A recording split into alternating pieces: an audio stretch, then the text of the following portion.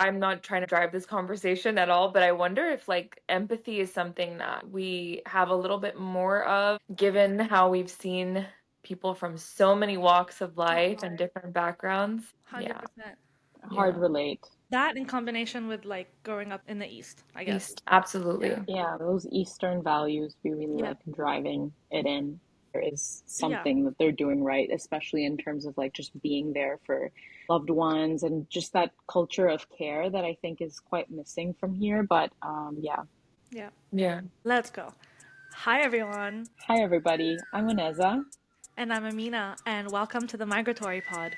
What's the first stop in the spiral of your story?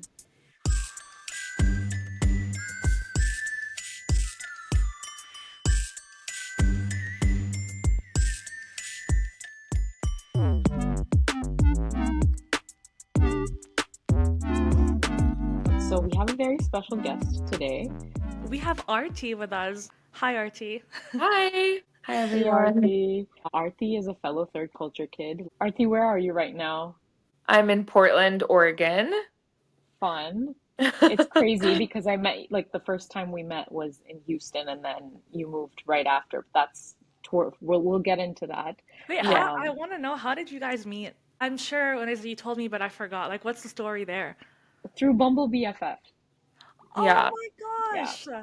And it's funny So, because in my profile, I kind of wrote that I'm looking for other third culture kids to meet with, other fellow TCKs, and I wrote that I grew up in Dubai, and I think that was the prompt that Aarti responded to. She's like, I also grew up in Dubai Ah, partially, and then yeah.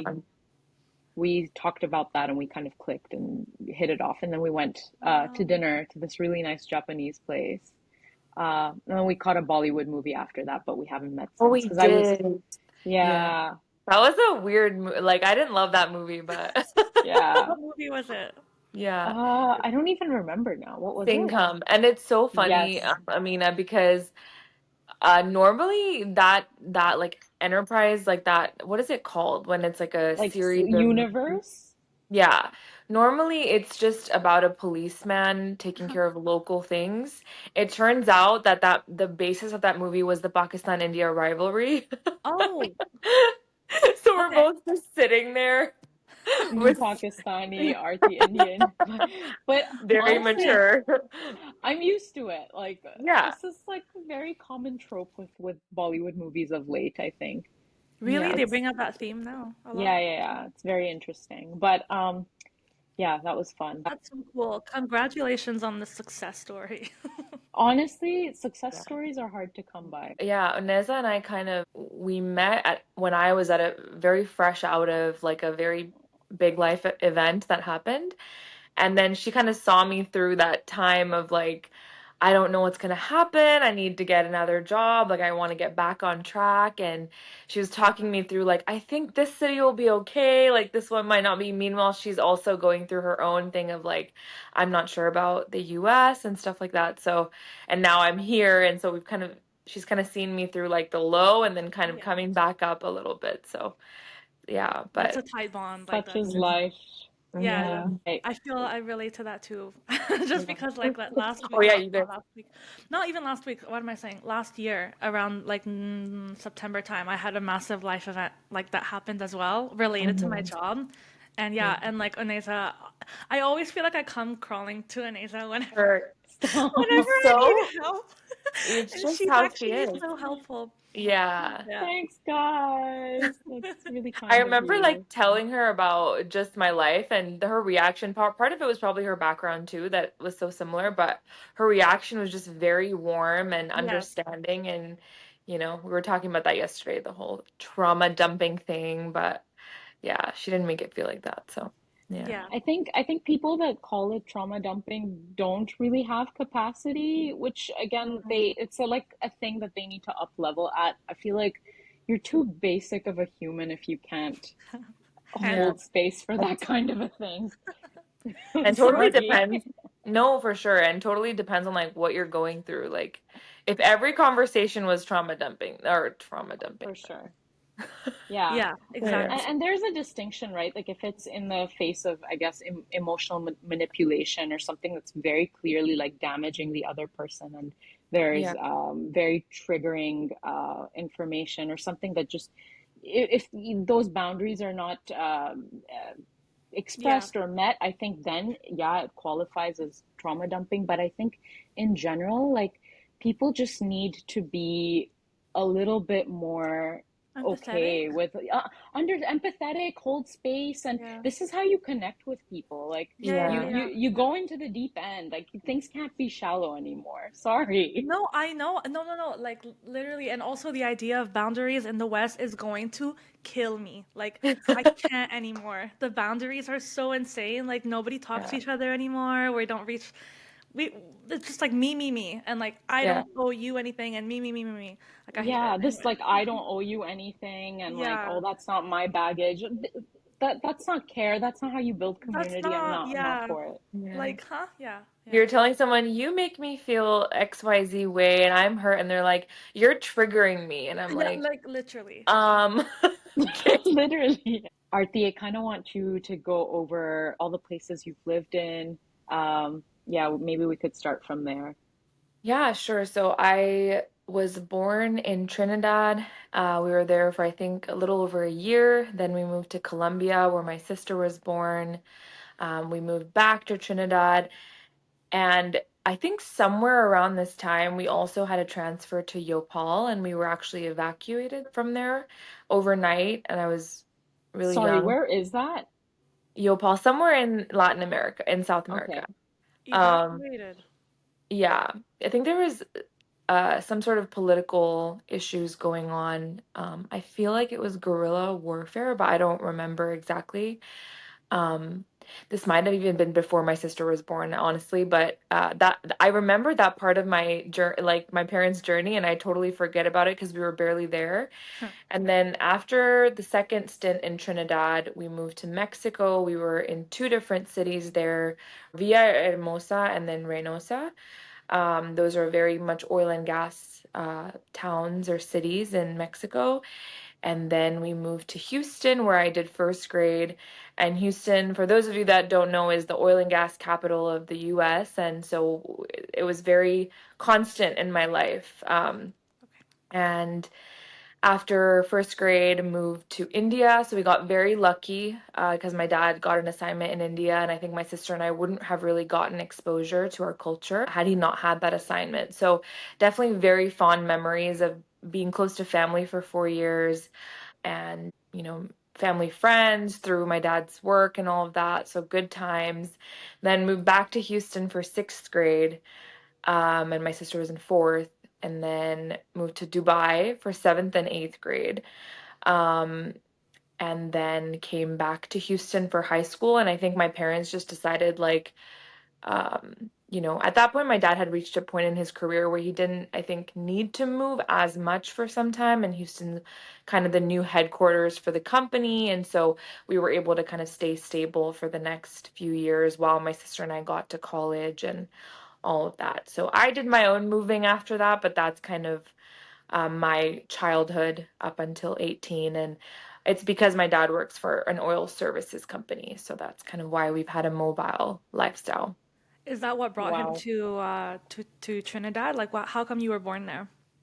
Yeah, that's what brought him to Trinidad. So in oil and gas, I think there's different routes, but they kind of hire engineers straight from school, and then they put you in this offshore training, and you do, a few years of being on the rig offshore Mm, with, a bunch of classmates, and it's really cool because a lot of them went through the company over the years together.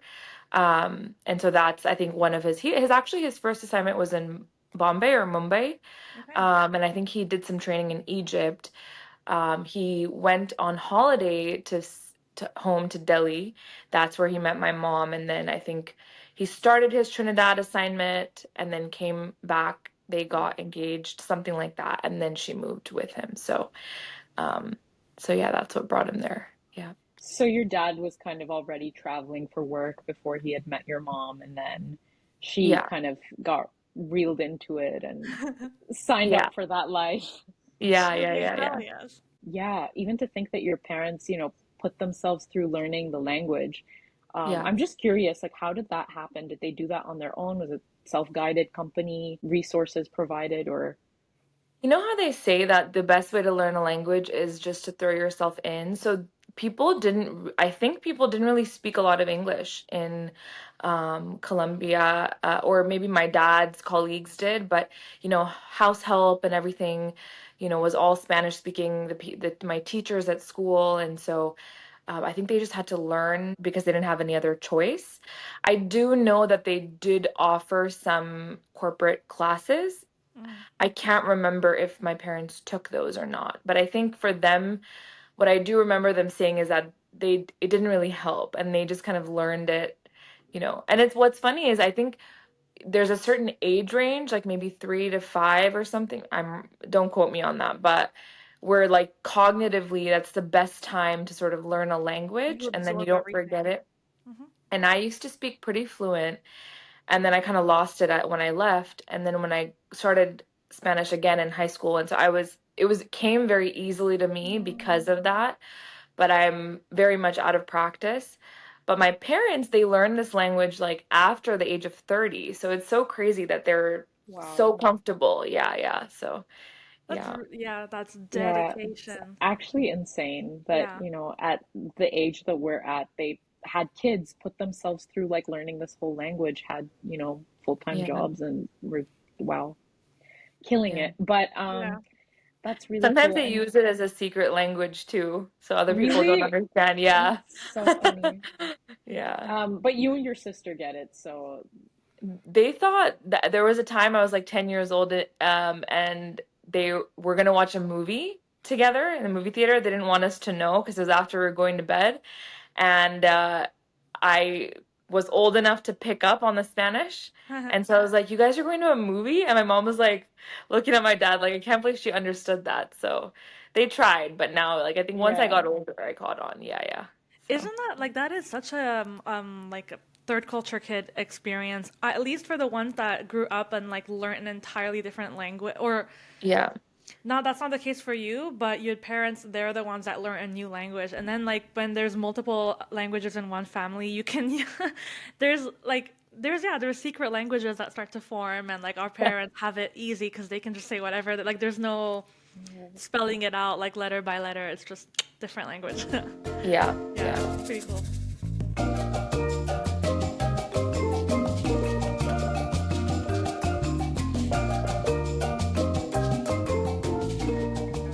So your parents, I kind of want to know, did it start with them or were they exposed to like a life of travel when they were younger? How did it all start? Yeah. So they definitely were. My dad's father was in the Indian Air Force, and they moved around quite a bit. His family, so he has two brothers. So the five of them, mom, dad, three brothers, lived in a bunch of different cities in India their whole life. And I think by the time he hit high school or college, maybe, they came back to Delhi. So ever since then, his whole family's been in Delhi. My mom, very similar. Her dad was a civil engineer in the army, and so they moved around quite a bit. She did high school in Jammu in Kashmir.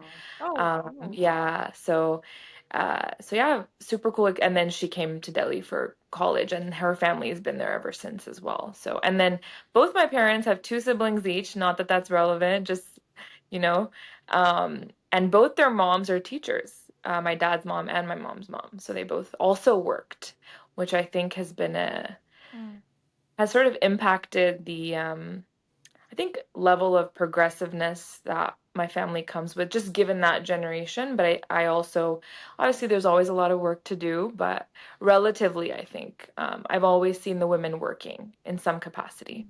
So, That's awesome.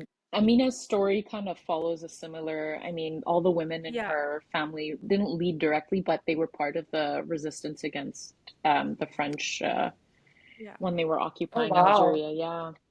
that's pretty yeah, cool. So that's kind of, yeah, they both had that sort of movement very common to them yeah. because they had dads working in, I Civil guess it's called service. civil Yeah. services. Yeah. And there's a school called Kendra Vidyalaya, like KV, which is what a lot of army kids did at that time, and they have those across the country. So I think that is one of probably maybe a factor that just maybe makes two people click, right? So my parents Ooh. have that commonality as well. But I've never heard them talk about that being like a big thing for them, but I feel like it's like unsaid, kind of like how we got along, right? Or Yeah, we, the three of possibly. us, Yeah. yeah, I think it's like that network of like international schools and similarly maybe schools that follow a similar set curriculum or something that yeah, does like in unspoken ways, I'm sure there's some relatability there, which is so yeah, crazy. So your parents were also in some way, I guess, internal TCKs within India. Mm. Because I mean, yeah, moving from Delhi to Jammu is it's a big change. It's a completely different landscape and different culture and just even regionally India is super diverse. Yeah. And the yeah, same thing with Pakistan, so I can kind of relate there. But yeah, yeah, it's really crazy how it really begins. Like you really see how it takes root in your parents' childhood, and it really Yeah. it keeps moving forward. And then we have the same, I guess, potential for moving to different places. Absolutely. openness. Yeah. Yeah, for sure. And the funny thing is my dad's brothers both had similar lifestyles, their families. My dad's older brother was in the army his whole career. Dad's younger brother is currently in the Navy. Um, and so I think that movement has also passed on, and then their kids grew up knowing India, all the different regions, the different cultures within the country, and that kind of changes your depth of Yeah. experience, and now all of the kids are actually leaving India. So I feel like that being open to movement Mm-hmm. has passed on the generations, and it could be also like my dad left the country and they've seen that kind of work out in some ways, Yeah. and yeah, I so actually had mentioned something similar in a previous episode. Being open to movement, I had mentioned that like it's something that's at the back of my head, or like, the people that I know that are similar, back at the back of my head, I know it's an option and it's something that I will consider. And even though it could be an option for others, it just doesn't get considered. It's just like not, it's like, nah, I'd never Yeah. do that. Like my whole life is here. But we don't have like, I mean, I guess that mentality is not It really doesn't there for stand them. as an yeah, impossibility. It's always a possibility. There's always, Yeah, oh, it's not mhm, that's an always an obstacle. option. Yeah. Like distances or like, yeah, moving exactly is not an obstacle, it's the opposite. But Yeah. yeah. Yeah, for sure. Agree. it's I don't know if you all feel this way, but with the experience of being a third culture kid, do you ever get irritated with people wwho have a narrow mindset? Like I, 100%. Are you kidding me? Yeah. yeah, like I did graduate school in upstate New York, and a lot of kids were from the city in my Hmm. year. And New York is, I mean, in my experience with those few people, it's like the end all be all. It starts and Yeah. ends in New York City, which I can empathize with, but I've gotten comments like, I would never leave New York City. And I like took a trip to Europe Right. and I missed home. And I'm like, but Huh. home is relative. Like when Yeah. I took a holiday from Dubai, I missed my routine in Dubai. When I took a holiday from Houston, I missed my. Yes.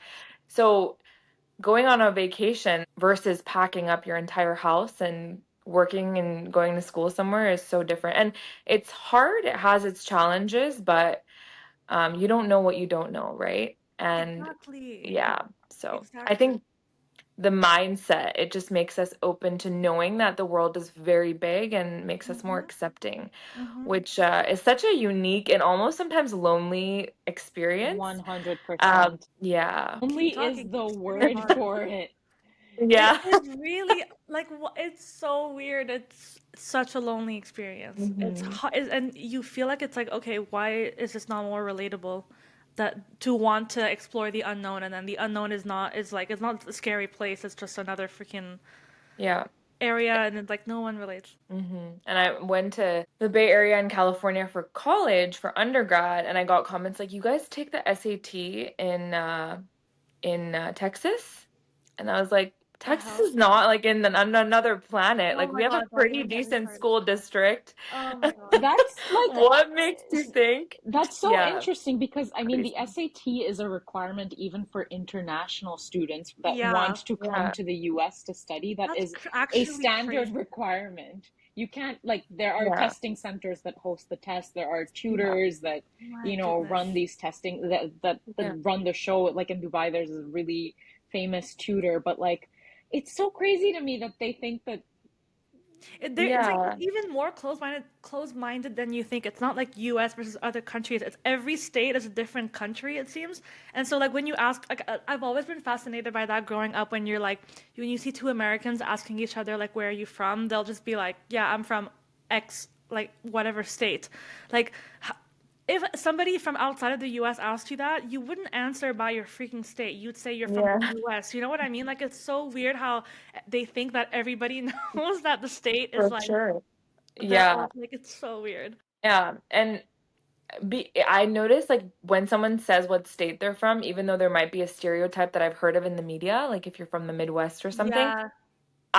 I'm totally open to the idea that this is probably not what it actually is like. Like Yes. I don't live on a farm in Texas and go to school on Exactly. cattle, like, you know. Yeah. And when I was telling people that Houston's actually pretty diverse, people are like looking at me with their eyes wide open, like, Because they what? think it's like cowboys and yeah. Yeah, what are you talking about? Yeah. That's crazy. It's pretty funny. Wow. So, was this, I'm guessing it wasn't a very common thing for you to see other people move for college. It seems like it was quite insulated. And what was that experience like? I'm sure a little bit lonely, but Yeah, oh, totally. Growing up, academics was always at the forefront. Like, I think my parents were almost, for lack of a better term, super paranoid about it because we moved around so much that they were worried we would fall behind. And so, if in ASD, if American School of Dubai, if geometry was like the upper level class in ninth grade, it may not be the same Yeah. thing in, Yeah. Houston. And in America, they're sometimes working two math levels ahead. It's crazy. And so my parents didn't know if we would go to Australia for college or the UK or Canada or the US.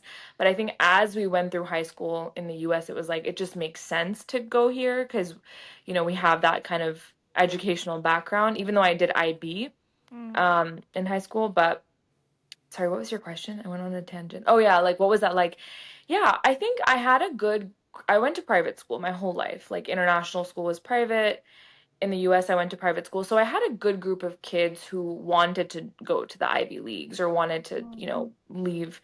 But then there was a number of people who just wanted to go to UT Austin or UT Dallas or Texas A&M and M and stay local, just to name a few schools. So I didn't not see people leaving because maybe I didn't go to the public system, but I notice a lot of people, majority of people do choose to stay just because it's more economically feasible. You're saving money, you're close to home. And sometimes I wonder if like that would have been nicer, because now I'm kind of all over the place in terms of my belonging, but and also community, right? Like if I went to UT Austin or I went to like, I don't know, Rice or something, I might have a big community of people that I know in my age. But if I leave and I come back, then I have to create that. And that's, Yes. From scratch. yeah. yeah. So leaving I was dying to leave because I was such a sheltered kid. As, Really? You call yourself um, sheltered with your like, experience? I don't agree. yeah, I don't know if you guys feel this way, but TCKs, aren't we like We are, a we are. little bit, yeah. Okay, like that. Yeah. Yeah. So I was really wanting to leave and I was going to California and that was another very academically rigorous environment.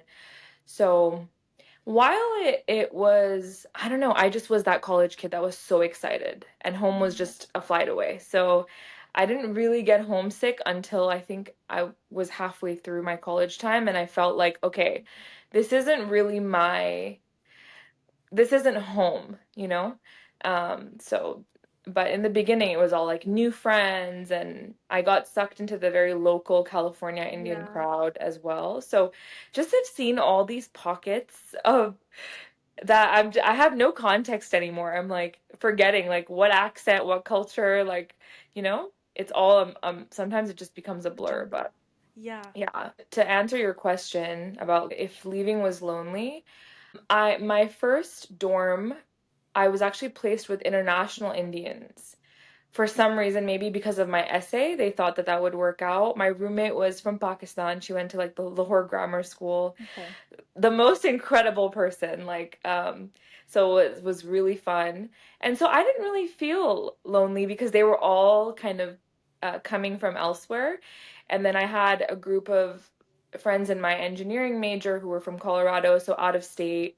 But I think I felt the loneliness when I got I I started dating someone in the very local Bay Area Indian crowd. And I think Mhm. you feel a little bit more out of place because people, I don't know, people American are culture very can like be very uppity niche. there. Yeah. And when Yeah. you can't So, relate fully, you feel very much out of that circle, which is something I can yeah. very much relate to. And there's a big superiority complex in California, Oh in the yeah. Bay, in the Silicon Valley. Yeah. I'm And Oh amongst wow, sure. the yeah. Indians. Yeah. So they're kind of like California or nothing, you know? So it's just, Dang. yeah. Yeah. From your perspective, that must be like the most aggravating like I'm narrative. like, what do Eye you guys roll know? What inducing. are you Yeah. talking about? Yeah. Yeah. Yeah, like we're leading pretty decent lives out in Texas. Like our Ah, houses yeah. are bigger than yours and, you know. So, yeah. But to each Wow. their own, right? Yeah. I mean, Yeah, I guess. Well, yeah, again, you don't know what you don't know, so. yeah.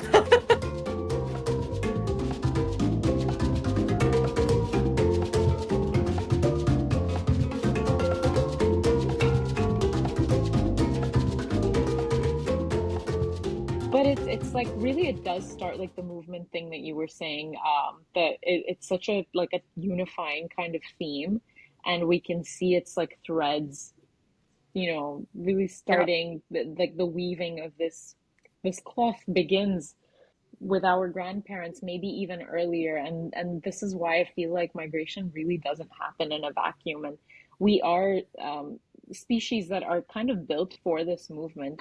Even when I talk to people here, I mean, their parents moved here for, a certain sense of security or stability, but movement being foreign to them, it really shouldn't be such a foreign concept. I mean, your parents also moved here not too long ago and Yeah. saw, just venture out. But yeah, that's my two Yeah, yeah, cents. for sure. And I hadn't even thought about it that way. Like I did not put two and two together, but as I've been, watching your podcast and I'm like, wait, that is so true. Like it makes you more open. And I think that's also led to the decisions I've made because it's something that's, and I don't know if we were talking about high potential yesterday. Um and you were discussing in the first podcast about how your grandfather, the shoe business, sort of helped the family build this network, right? And so when my dad moved and left the country and kind of joined this multinational company, who you interact with at these international schools and in general like changes a little bit. And I think it opened my mind up to like leaving the city to pursue higher Mm, things and experiences and try to aim for good schools and all of that. So there's that too. But then because you have exposure, like my dad's colleagues, his kids went to East Coast and West Coast and UK for and Canada for undergrad. So you start to open yourself up to that possibility because you're around people who do the same thing. Yeah, So I think it's like openness to movement, not alien to it, but also just like your the network network that for happens. sure. Yeah. yeah. Yeah. Now we can transition it to Trini, so the topic of, I guess, like your early days, your early experience in Trinidad, and like, yeah, I want to hear about this pan drum as well. Well, I wish I remembered my days in Trinidad. I have seen videos.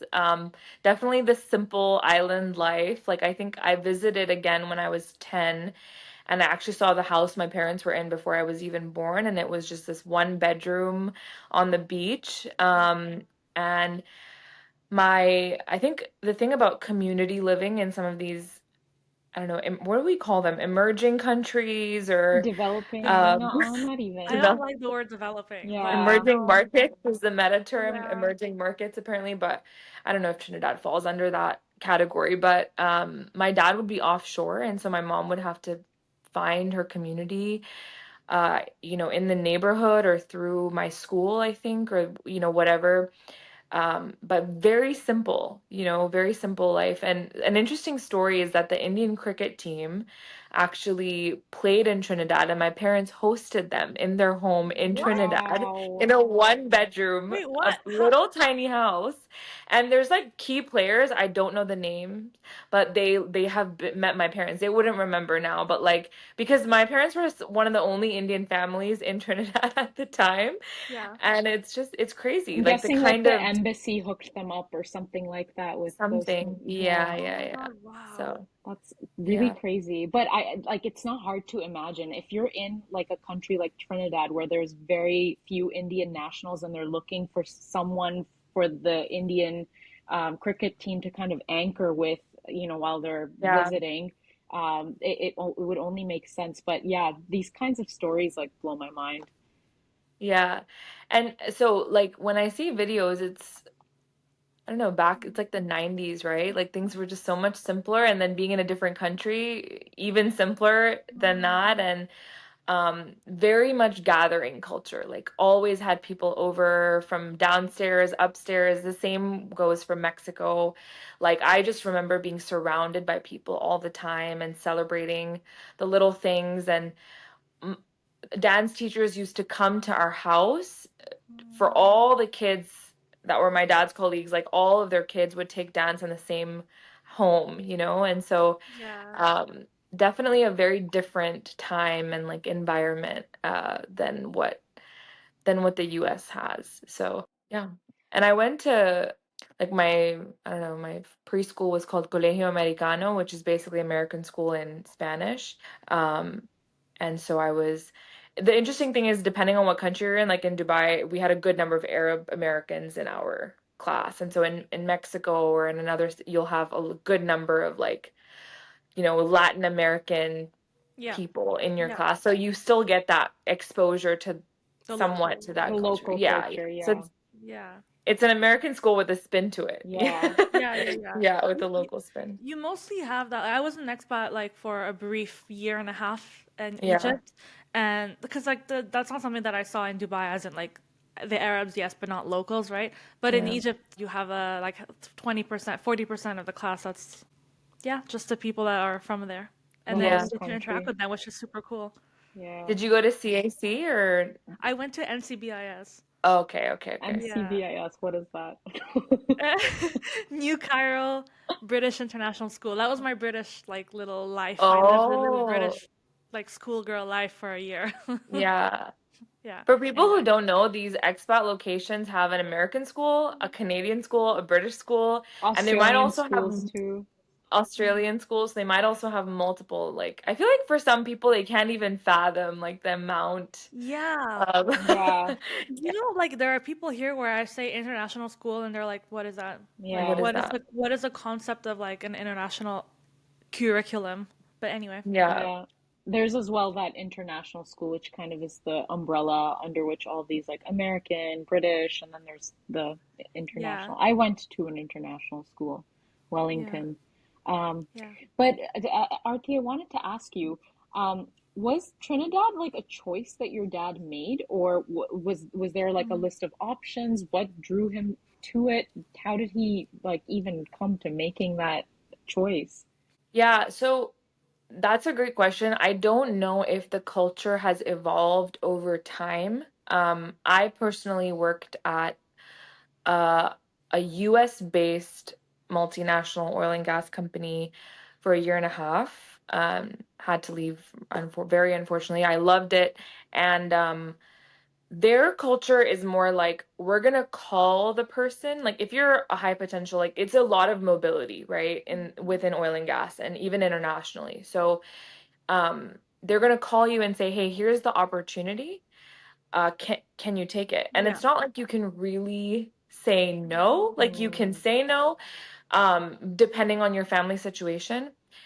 At the company I was at, if you're open to mobility, you do a little flag on your profile, and then you get reached out to, but also by word of mouth, people just know. And so I think it depends on the company, but in oil and gas generally, it's like if you have a high potential, you're probably going to ask them, can you do Yeah. this assignment? We think you're going to be good for this. And they're growing their people, so they're very much all about retention and variety and like so I think he was told. I don't think it was like he like chose to go to Trinidad. But yeah, I think after you get to a certain experience level, maybe you have a little bit more choice if it's like a family situation or yeah. Yeah, there are a few excuses, I guess, like family things that you can pin it on, but it's so true that like Yeah. it's an opportunity, and if you say no, it's seen as like really turning down something like massive for you.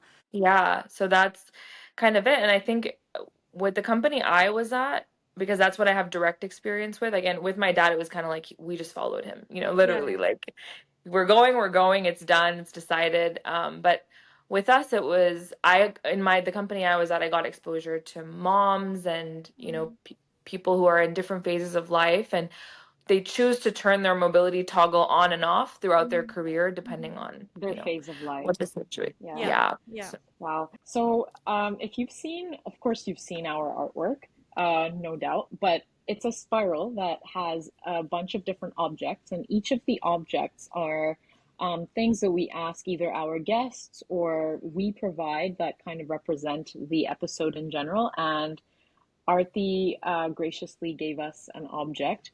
Could you tell us a little bit about that very special object? yeah, so it's a pan drum, which is an instrument used in calypso music, which I think originates in the Caribbean, and Trinidad is where I was born. So I think my parents have that pan drum since then, and we've always had it in our dining room. And so whenever we have guests over, little kids or people will pick up the sticks that you play the pandrum with and ask what this is. And it's such a familiar sound to me in my house.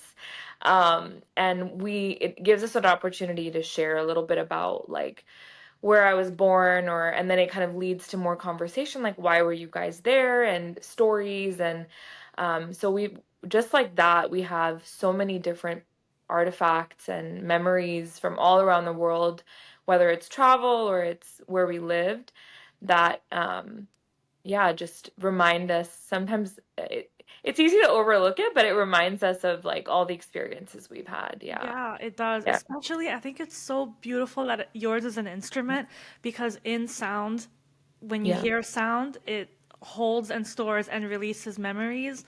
And like that is so, I'm sure I mean, you still have it there, so I'm sure when you hear it, it kind of like takes you back a little. I don't know if that's the feeling you get, but Yeah. yeah, that's what it can do. Yeah. And my sister and I somehow we learned to play Twinkle Twinkle Little Star on it. Wow. Oh, that's Oh, so Somehow. cute. And so yeah. Yeah.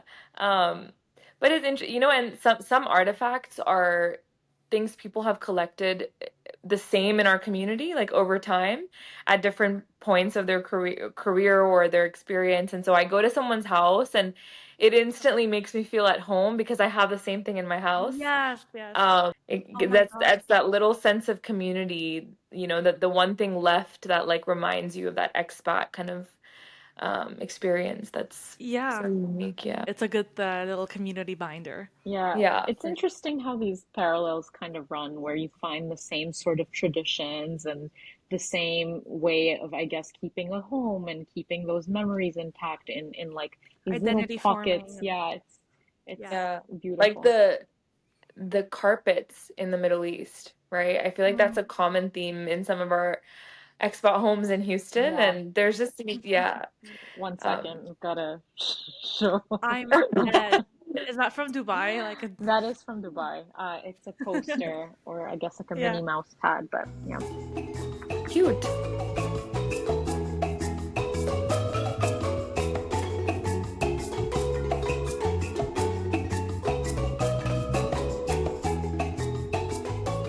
So, Aarti, we heard briefly that you went to undergrad in California and then grad school in New York, Cornell, I think. So, Berkeley, Cornell, and then you moved to Singapore. Tell us a little bit about your personal moving around. Yeah.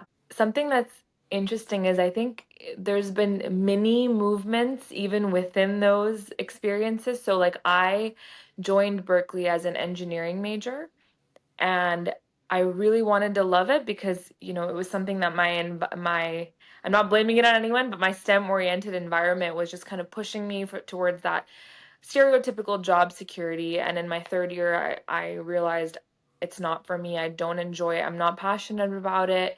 So I switched to cognitive neuroscience. So I think the openness of heart and the risk taking is just like something that's just been, I think it's allowed me to, take certain steps that have actually helped me a lot and Good point. changed my life. And I really enjoyed neuroscience, and I only had a year and a half to finish the major. So I was, you know, Wow. yeah, Wait, you did it and actually in an I hour, finished a in year four and a years. half? Yeah, yeah, yeah. I don't know, something about Wow. being the older child, like you don't, I don't know, you're just trying to stick to the rules or something. Maybe that's just Really me, but impressive. Killed it. thank Yeah, you. And then yeah. I decided to join human resources, but I didn't know how. I thought it was paper shifting at first, but it's actually very more vast than that. Um, and I networked a little bit and figured out that the one way to get your foot in the door into HR if you haven't had experience before is recruiting. So I was a recruiting coordinator in the Bay Area for a couple years. So rather than going back home to Texas, I chose to kind of start working in this environment that I like have never experienced. And the Bay Area is, you know, stressful. And then I decided that I wanted to go to grad school because I wanted to accelerate my career in a specific direction in HR a little bit. So that's what took me to Cornell. Um, I was open to interning outside of where I'm from. So I interned in Southern California and got to Oh, see that. Yeah. And that was an experience. And then I went back and finally picked Chevron because for post grad school, because it would bring me close to home. So I was like, and in Chevron, I joined a HR rotational program. So that was also 6 months in four different locations. That's what the What were the thing four was. different So I was like, locations? constantly move. Okay, so yeah, so what were the locations? and every time I did it, I'm like, okay, next stop is Texas. Next stop's Texas. So my plan was, okay, I'm gonna have my last hurrah of like craziness, and then you get placed mostly in headquarters, like kind Yeah, of, okay. not necessarily, but in Houston. So the first location was Houston, was 6 months. Second one was Singapore, so I spent 6 months there. Um, third one was back to the Bay Area, and this is where another movement comes into play. So there was a big personal event coming up in my life. I don't want to get into the details, but I decided to take a pay cut, a demotion of sorts, and move and quit my very loved job after finding a job in North Carolina, in the Charlotte area. Moved there, and that was in, I think, like December of 2023, so pretty recent. Um, the reality of that situation that I moved for turned out to be something completely unexpected. There were some, non-negotiables concerning my safety that came up. Mm. So within 6 months, I asked my manager if I could move back home to Houston and work remotely because I wanted to be with family. It was a pretty traumatic situation. Um, I was granted that option. So there's like this additional now getting experience in like this southern state that I had never thought I would live in, came back home. And then I was like, okay, now I'm gonna get my career back on track. I'm gonna get back to the kind of position I wanted, and it's Texas or nothing. Mm. And then the job market was not conducive to like, I also wanted it to be the right opportunity, Mm. and so that's when my current company that I work at fell in my lap. Sort of, I was interviewing, and they were like, "Can you come to Portland in Oregon?" And I was like, "Oh, I don't know." And No. I was very nervous. Yeah, but I think it's again that openness to, It's not like, okay, it's not the end of the world. Like it's not the fine. end of the world. We can always come back, Yeah, clearly. yeah. So that's kind of what has led me to here. And it's crazy because it's not out of choice. Some of it's out of circumstance, but I think maybe I would have been in a very different situation had I just been blind to Portland or just not even applied to the Mm. job. Like you know that good will come out of it, or Yeah. like it's not an end all be all. Like it's just another step that will get you to another point and then another Right. point and then it's just Yeah. spiral. And I think Yeah. with us, especially because our parents have roots in lots of different places as well, in some kind of way, there's always something to fall back on. Not that like it's always there for Mm, everybody, but there's always that option of like, okay, if this does not work out for me, there was always a home to fall back on, yeah. kind of. Yeah, 100%. It's such a backbone. Yeah. Like, It's funny that you say that because I just thought about it. Like, sometimes I purposefully don't want to go back home for that reason. Like, for example, right now, this is like not really a big distance, but I'm in Toronto and like my family, well, they're in Dubai, but like my extended family, they're in Montreal, and they always ask me like to come back, come back, come back. Why not? You're with family. But I like having that option of like, if anything goes wrong, I can always fall back and leave and go somewhere else, and like I can have that like second location, and it's nice. It's really comforting to know that yeah. it's an yeah. option. I think that the comfort is just enough, even if you're never really going to pursue it, realistically. Yeah, But it's just good it's knowing in exactly. your heart that there's a place, Yeah, I and I guess. want to keep that feeling. I don't want to Yeah, like, yeah, yeah. Yeah. 100%. And I don't know if your thoughts on all this, but eventually, like, even though the movement might continue, like, we might choose to calm down a little bit, Hmm. right? And, like, quote unquote, settle. I'm like, why not see the world before that? Like, why not for do sure. everything? Yeah, So you have stories to tell, right? of So, course. Yeah. yeah. And currently, what's that looking like for you, for your parents? I'm curious. Like, I know very vaguely, a little bit that, your parents are in two different places, but if you could tell us the details of that. Yeah, that's so interesting you bring that up. We were recently in India for my cousin's wedding, and my mom was just thinking, she's like, I just feel like I'm constantly one foot in two places, like one foot in each place. Like Mm, my heart's in India, my heart's in the US, like, but at some point you feel like you want that sense of community and yeah. belonging. So my dad is based in London at the moment, but he travels a lot, and my mom kind of is out of both places. She's in London a lot, she's in the US a lot. And I think they're just waiting for my sister and I to like settle down a little bit more, but they have options in India, and and you never know, they might change their mind, but my mom has this thing where she wants to be where my sister and I are, because what's the point otherwise? Like, Mm, they lived away from family for the majority of their life, so she wants to have that, you know. same with Um, mine. I relate. yeah, so it's very open right now, but I think I would say over the years, and I think I might have mentioned this to you guys offline, but Houston's just become home.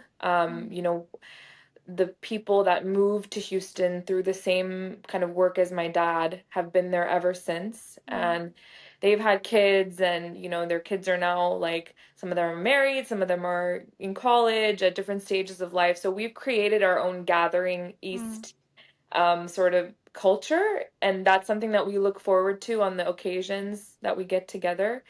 So it's home for me. Like I almost feel very uneasy thinking that my parents would leave if they do, right? Wow. The roots are kind of like sunken in. Yeah, I feel Yeah. that way. It's been over 15 Family, years. friends. Yeah, yeah. Yeah. Yeah. I think when you have that community, it just becomes kind of super hard to see yourself anywhere else because you'd have to build all of that from scratch, you know? Yeah. Yeah. And the funny part about it though, and I think that this is the difference between expat and immigrant, is those families, they have that kira, like that itch to move. And so some people are like, is Texas going to be it in 10 years? Like, should we all just move to, I don't know, some rad like Yeah. Colorado or something? And so it's like, guys, let's just all plant, let's just all settle down.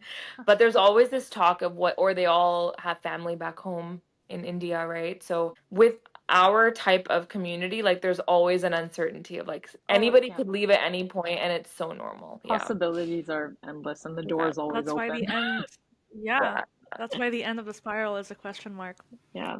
Yeah. There is one story that Aarti actually shared with me over dinner that I would love for her to share because I think it Oh, is so cool that this was part of your growing up experience. I think this was when you were, in Mexico in like the border towns and yeah. So I think this is like education is so big in India. Like it's very academically and just in that part of the world, I feel like. And so I think my parents, I think I touched on like them wanting us to have a stable education. And so when we were living in Reynosa, which is a city in Mexico, we would cross the border every morning so we could go to school at this Catholic private school in, I'm not Oh, Catholic, but just yeah. at this Catholic private school in McAllen in Texas. So at like, I think we would get up at like 4 or 5, What? and there was a female driver who would take these little kiddos who were half asleep. Like my earliest memories include my mom waking me up and dressing me while I'm like, still kind Yeah. of In dozing and out of off. Yeah. sleep. Oh my Yeah, and God. just jumping in the About to car cross the and border, like what? yeah, and waking up at sunrise in a different country, and that was Oh just my gosh. there's some hilarious stories. And I think this is a good point to bring up actually is just the sacrifice and the Mm. adaptability that our parents have Yeah. to like keep our lives sane. Yeah. And just like adjust in because like we're just following. We're just like, oh yeah, showing up to these little sheltered international schools and, Yeah. you know, doing our thing, but our parents are the ones doing all the real DIY and making sure that it's unscathed for us, Yeah, right? So, 100%. seamless experience, honestly. But then when you go back and yeah. look at it, you see all the things that they had to do to make it possible. Crazy, blows Yeah. my mind. Sometimes I find myself being very like amazed by the white kids in my like my Dubai experience and even in Egypt like we had a lot of British people. I'm Yeah. like I get it, I guess from us like for me being an Arab moving to another Arab country, maybe you could see there's maybe a link, but like for white people from like the middle of the US or like in the UK and going to live in Egypt, those parents, like those parents must be so crazy open-minded, like way more than you might think. Like Yeah. it's not at all something that they can relate to. Imagine the culture shock. Like how do they? Yeah. Those are insane like adaptability skills. Yeah. Yeah. This is a great episode. Yeah, well, first of all, like Artie, thank you so much for your time. All the effort and energy that you put to just coming on here on a Sunday. Thank you. No, it's been so fun. And when I heard about it, I was like, wow, this is such a cool thing that you guys are doing. Because I remember growing up and like writing little things in my notes and my journal or like in posts about my experience that's so hard to describe. And then when I heard your like trailer, I was like, wow, this is my space, you know what I'm saying? So it's been such an honor to be invited and I really enjoyed it and I hope I've done justice to the questions and not Honored gone to on one have time. you. You totally have. Nailed it. You it was great. Yeah, you nailed it. We'll be signing off, but just before that, some reminders. We are on Coffee, which is listed on our Instagram bio. You can support us. The support goes a long way. If you're watching on YouTube, please give it a like and subscribe. Can't believe I'm saying those words still. If you're watching or if you're listening or watching on Spotify, please follow us. It really helps us out. Um, and yeah, and with that, the spiral ends. I'm Amina. I'm Aneza. See you at the next stop. Bye. Bye. Bye.